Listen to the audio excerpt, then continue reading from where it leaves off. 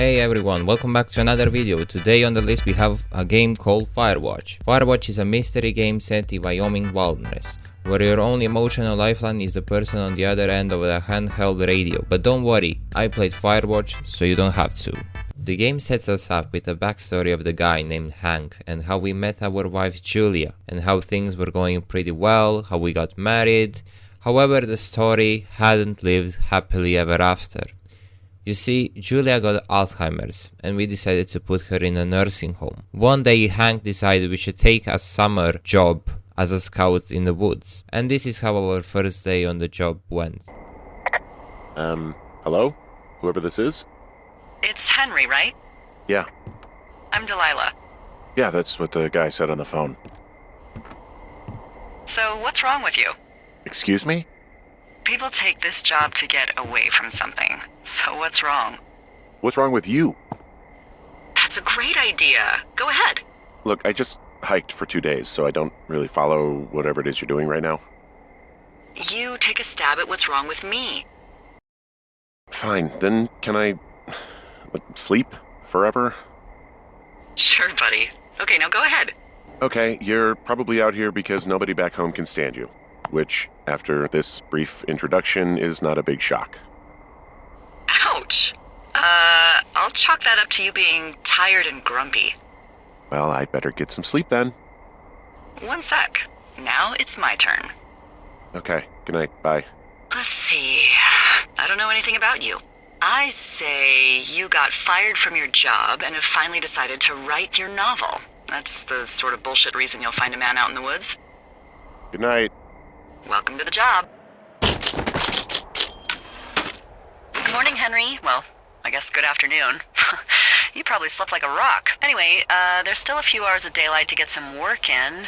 I can see you at your desk, so call me when you're ready. Hey, sorry, guess I slept in. You got a relaxing, 14 hours of sleep? Whew. Yeah, Jesus, I guess it's 6? 6:45. Whoops. Don't worry about it. That hike puts everyone out of commission for a day or two. But now that you're up, let me quickly get you acquainted with the job. There's a thing in the middle of your room with a round map on it. Do you see it? Okay, yeah, I see it.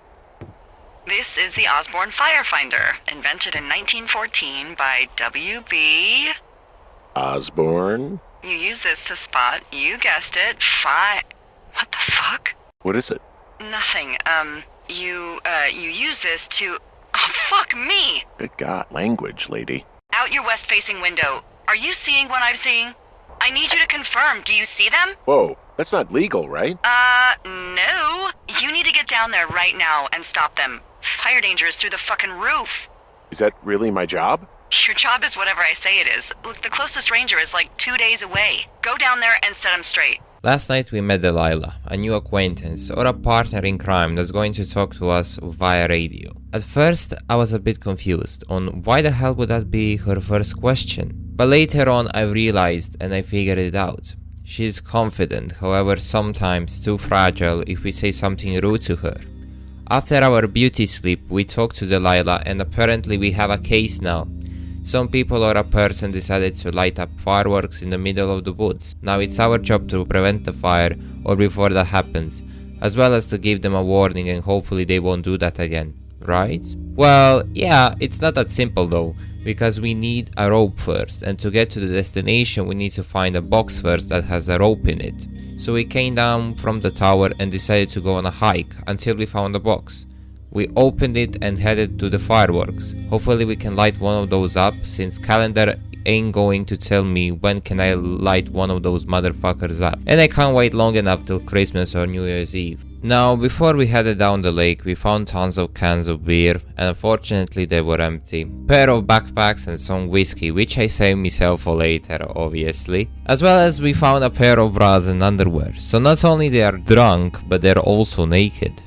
What the fuck are we waiting for, Hank? Now they also had a boombox, but we managed to tell them off so they ran away because we apparently stared at them, even though it was all dark, but yeah. We took their boombox and decided to head back to the base, but we took another route. Now on the way we found yet another box, and inside that box was a flashlight. We headed through the cave just to find out that we are actually not alone in this forest. Before a day ends, we had a little chit chat with Delilah, and on to the day 2. New day, new duty, and task to complete. Apparently nobody has signal with anyone, so we need to survey the communication lines north of the canyon and inspect what the hell is going on in here. So I took my map out and compass and started hiking. On the way to the poles, we found a wooden box, however this time was white, and there was a hat inside. Of course I had to have it since me and Hank we love white caps, but also that means we also have to drop a joke here. Why did the hat go to a doctor? Because it had a headache. Somebody please take microphone from me. Anyways, we entered the house that was burned down, and honestly we haven't found anything apart from a broken guitar. Sadly, we followed the poles, found a box and opened it, and I keep forgetting to tell you that there is actually another story going on in here. Apparently Ron and Dave are some friends, and Ron is actually in love with Dave. However, Dave is a straight guy, so he's actually with some girl named Deborah. Also, Ron got beaten up in the bar because he was gay. I don't know what happened there, I wasn't paying too much attention because they were written on a piece of paper. Furthermore, we found out that the cable was actually being cut, not damaged by the wind or whatever. Somebody did this intentionally. But Delilah called some special people, whatever, to get it repaired. While going to the station, well, actually, we were supposed to go to the station back. However, there was a smoke out of nowhere. So we decided, you know what, let's follow it. On our way there, we found a backpack and actually a shit ton of ropes. So we started using those ropes and we can actually leave them now and we can travel faster. And then we found a teenage camp. However, this time there was teen magazines, again some beer, whatever. However, the camp was torn, clothes were torn, everything just went to shit. And they also left us a note saying how we are perverted, how we stole their panties, bras, whatever the fuck, even though we haven't done anything. The only thing I stole was their whiskey. Why? Because I love drinking whiskey. Apart from that, I do not give a shit. But apparently they left, which is great. Success. Yay. And on to the day 3. Hey, Henry? Yeah. What do you look like? Why are you asking? Because I'm horribly superficial. I'm going to say that you are lopsided like the hunchback and... ooh, hairy, like the man in the iron mask. Take that. Now let's see. In my scope, I can only tell you're a white guy wearing shorts. It's hot. And maybe, by the way, I'm not white. It's not very, PC or whatever they say. Oh my god, you are the whitest man. Wow. I don't need a spotting scope for that. And if not shorts, then what do you normally like to wear? Tuxedos as often as possible. Oh, really? You bet. How cosmopolitan. I didn't realize Boulder was so chic. It is the peak of high society. Good to know, dear, yes. Now tell me about your face. I'm looking at you across the bar. What do I see? On day 3 wasn't anything special other than I'm patching our windows and Delilah asking me stupid questions about how I look, what color are my eyes, since she's apparently drawing us, and just chit-chat in general, but we magically teleported to day 9. Hello, Henry. Having a nice afternoon? Not too bad. I could get used to it out here. That's nice. Look, I called with bad news. 2 young women, Chelsea Stevens and Lily McLean, were reported missing. They've got parents out in California who haven't heard from them in a week. They were supposed to meet an aunt down in Cody. If they're the girls from last week, then you're probably the last person to have seen them. I'm gonna take your silence as maybe we just don't say anything.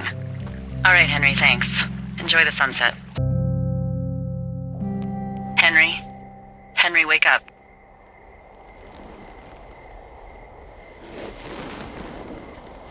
Get out of bed and pick up the radio. What do you want? Hey, you big dumb idiot. Now this was the moment where Hank started to hear his ex-wife's voice. I obviously stayed silent throughout the whole chit-chat because he was probably dreaming, as well as, maybe Delilah heard all of those conversations.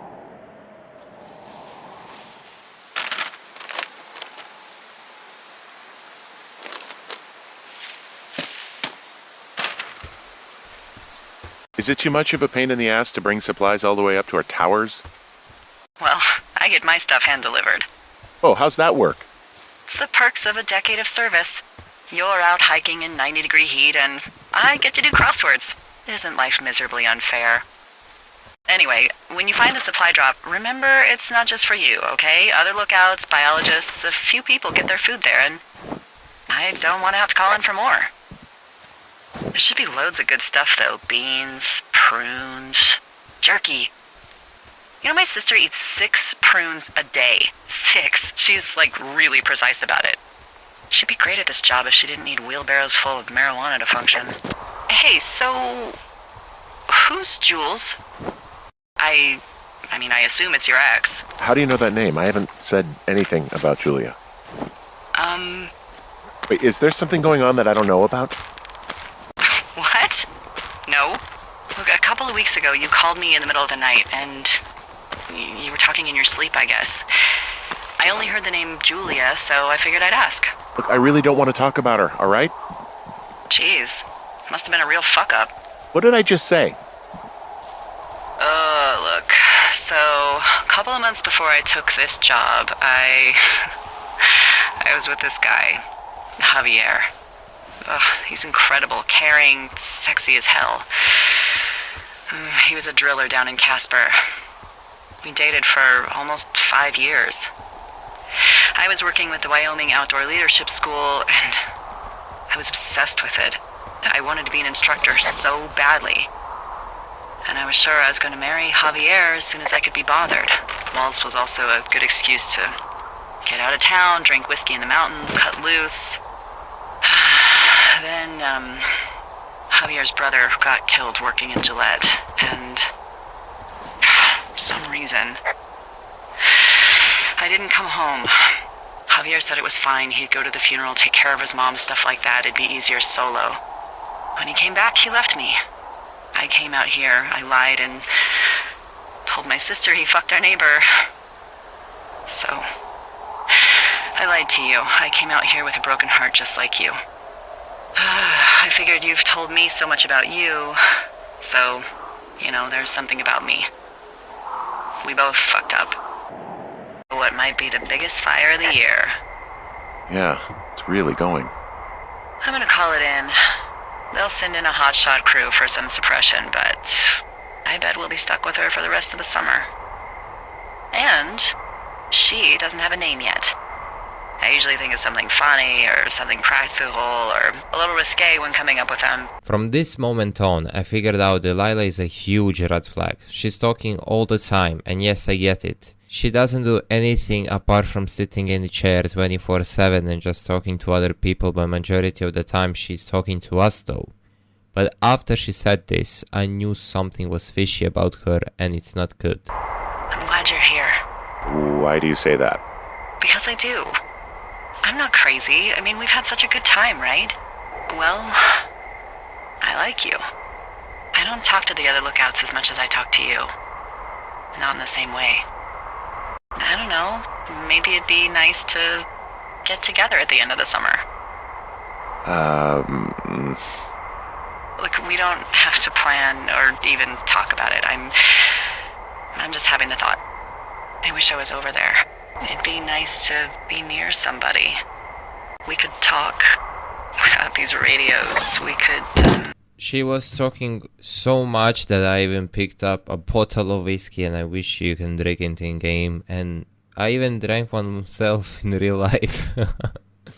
Goddamn. But anyways, on day 76, something strange happened. Apparently, someone got the clipboard while we were fishing, and on that clipboard, there was a logs of our communication with Delilah. There's something strange going on. at the lake? What's up? Someone has written down what we said to each other, have been saying. That doesn't make any sense. I don't talk to the other lookouts as much as I talk to you, not in the same way. No way. Wait, hold on. Something's out here. Henry? What happened, Henry? Holy hell, I got hit in the head. Punched or something by someone. Are you serious? What the hell is going on out there? After we just got attacked, Hank still remembers that location that logs were traced and are located in Wapiti Station, or Wapiti Meadows as Delilah said. But there was a big fence that we can't cross nor open the doors, so we needed an axe.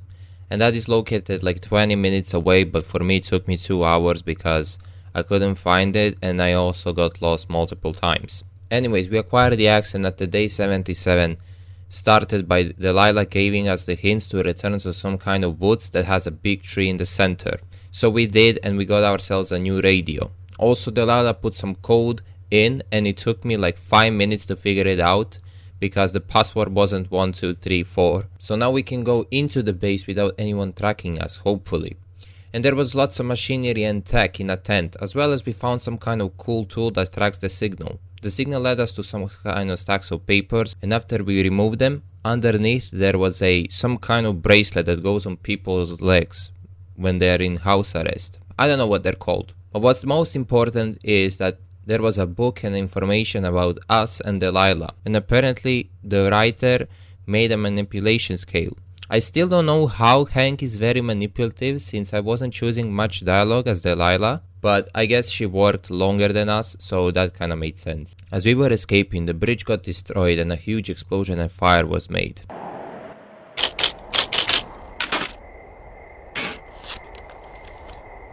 Are you leaving your lookout? On day 77, we got another signal to track, and this time it was a bag with keys of the cave. Before we could go to a cave, someone was at our tower and left a tape so we can listen to it.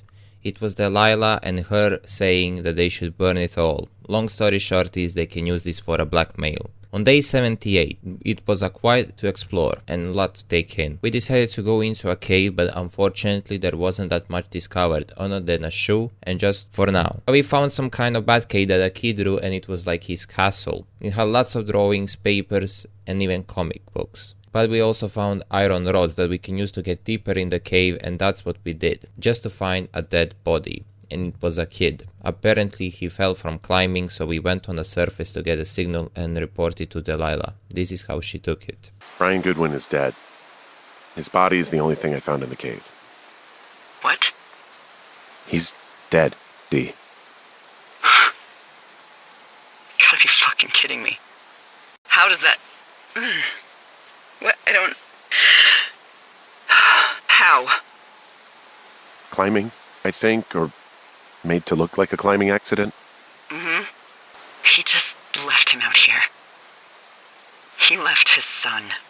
What do we do now, Dee? I mean, are you okay? No, I'm not. He'd be alive if I had told someone he was out here. I don't know where he'd be, but I can assure you it would not be rotting at the bottom of that cave. There's nothing to say. Hike back. I think we're leaving tomorrow anyway. Day 79, our last day on the job. As we were packing our things, we had to take the most important one, and that was, you guessed it, whiskey. Before we left the scene, we got another signal to trace, so we had to follow yet another signal. And this time we found a tape that was narrated by Ned, Brian's father. This is what he had to say. Yeah, hi, Henry. Hey, you better find this before it burns up. We've been causing each other a lot of headaches. Now I gotta go stake out a site that's as fit for living as the one you're about to find. You'll get it when you see it. You can't blame me for keeping an eye on you. Not after bumping into you back in May. Down by the cave, for croc's sake. I've been up here for 3 years. I kept it cozy. Winters are harsh as hell, and I ran out of books. But I got that antenna rigged up, and Delilah,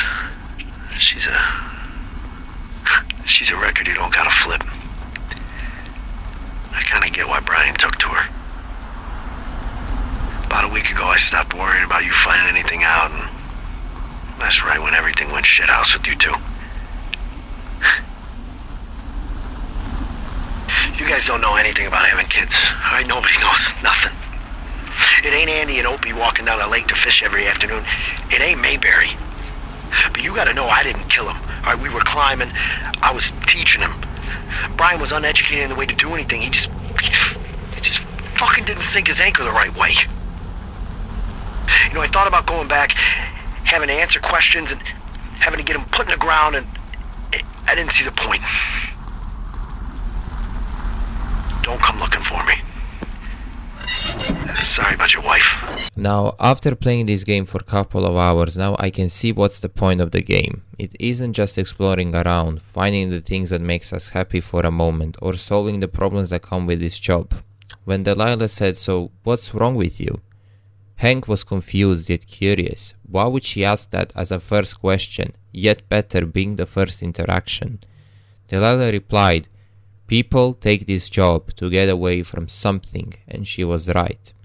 Hank left his wife because of Alzheimer's. She decided to stay away from the city since her ex-boyfriend got killed while working. Ned decided to stay because of guilt, fear and grief of his son's death. He chose to remain isolated from society rather than to face the consequences of his actions. He tried to escape, but problems kept coming back. There is this one quote of a poet, his name is Rainier Maria Rilke, saying, "Let everything happen to you, beauty and terror, just keep going. No feeling is final." And it's true, because we can run to the ends of the earth to escape our pain, but it's the journey back to ourselves and the connections we make along. Those are that truly heal. Hello? Is anybody there? Hi. Yeah, it's me. I'm back at the staging area near the trailhead. I think I see your truck. Red? Colorado plates? Yeah. It's a piece of shit. Well, yeah. I think there might be a raccoon living in it. Make sure he's comfy, I guess. Hey, it shouldn't take long for the helicopter to reach you. Okay. There's a debrief in a situation like this. Lots of questions. Shit.